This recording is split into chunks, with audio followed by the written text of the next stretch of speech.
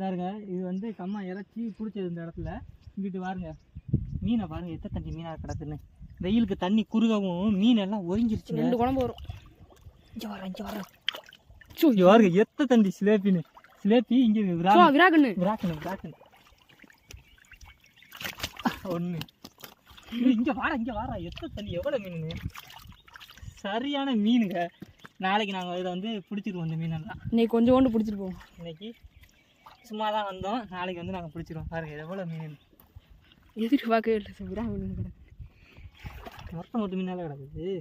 இதை போய் எத்த தண்ணி சிலேபி பார்த்தீங்களா இல்லையா? மேலாப்பில் தெரியுதுங்க.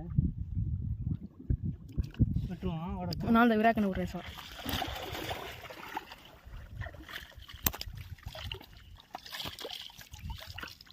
இதாருங்க, இது வந்து கம்மா இறச்சி பிடிச்சது இந்த இடத்துல.